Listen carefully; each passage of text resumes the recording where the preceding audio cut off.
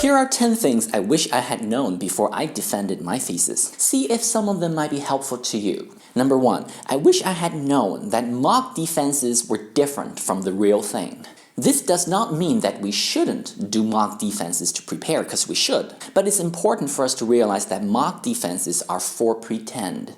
You don't get to experience the kind of tension or nervousness of a real defense during a mock defense. The real thing is always a bit different, maybe a lot different.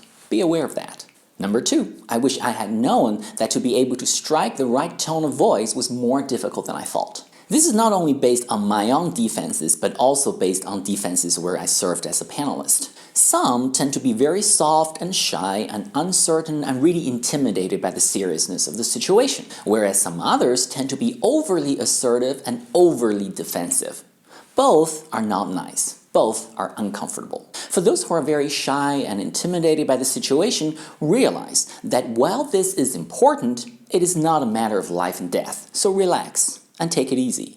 And for those who are overly assertive and overly defensive, remember, yes, this is a defense and we are here to defend our positions. But we also need to show that we are open to criticism and that we are willing to acknowledge that my research was not perfect, because nothing is. Try and strike the right balance, otherwise the whole thing would just feel uncomfortable for all parties involved. Number 3, I wish I had known that no matter how much and how well I prepared, there would still be questions that were so difficult that I simply would not be able to answer on the spot. You try to anticipate all kinds of questions, you do mock defenses, you talk with your supervisors and advisors to see what difficult questions might come up, but the fact of the matter is, some questions are just impossible to answer on the spot. Be prepared for that. Don't let that surprise you. Have a general response ready at hand so that we don't get completely dead air. I talked about this also in one of my earlier videos and I will link it up. Number 4, I wish I had known that there might be a second round. This was a silly mistake on my part. After all the panelists on the panel grilled me with their questions, some of which were very difficult, I thought, this is it. Time is almost up, so we're probably done here. But then the chair said, now time for the second round. Gee, only if I knew. I would have spoken a bit more slowly during the first round. Speaking of which, number 5. I wish I had known that I had this tendency to talk really fast when I knew the answer to the question. This became very clear when I watched the recording of my doctoral thesis defense. If I knew the answer to the question, I'd be so eager to get it out, so I would talk real fast. I didn't need to. Just calm down, speak more slowly. Not only would that have filled more time, it would also make it less obvious to the panel and the audience when I knew the answer to a question and when I didn't. So, just balance it out. Number 6, I wish I had known that there was no need to be intimidated by the seriousness of the situation. A lot of the nervousness stemmed from the formality of the defense. But that was really all it was, a formality. Yes, some of the professors on the panel might be impressive researchers and scholars, but so what? After this, you will probably never see them again, and they will probably forget about you after the defense, just like that.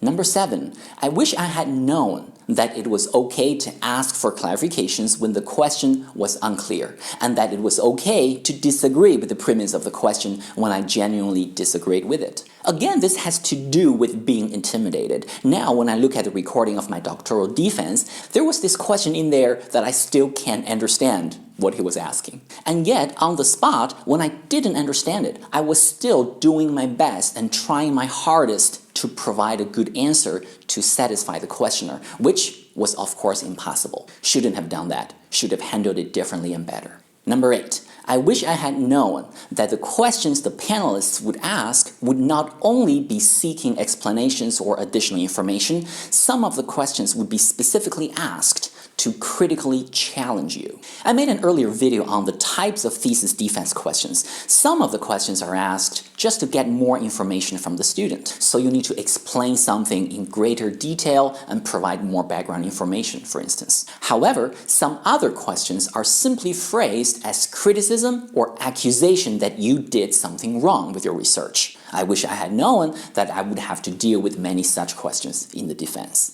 Number 9, I wish I had known the importance of having a strong start and a strong finish. I admit this is not something which is completely within our control, because we don't know who's going to ask the first and the last questions and what kind of questions they're going to ask. But I would say at least we could try to have a good start by saying a couple of sentences of our own before answering the first question. Greet the audience and the panelists and thank people for being there, things like that. This way we settle ourselves better into the situation. Now, of course, if your defense starts with the presentation first, that might be even better, because by doing this presentation first, you get settled into the occasion before having to start answering critical and challenging questions. For the ending, the same thing. If possible, in addition to answering the last question, include a couple of concluding sentences of our own. Thank the panel for their questions and show appreciation for visitors being there. You know, it's my defense, so I will start and end it in a nice way of my own, just for you to consider. Number 10, lastly, I wish I had known and exhibited the university manner, sometimes also referred to as the Oxford manner at my defense. So the Oxford manner, or the university manner, is essentially the ability to play gracefully with ideas, to have a light touch, to not take oneself too seriously, and not be overly certain about everything. I understand this is the final thesis defense and this is important, but it would be nice if we can show, even though this is important, I can still treat this with a lightness of touch. After all, as the saying goes, angels can fly because they take themselves lightly.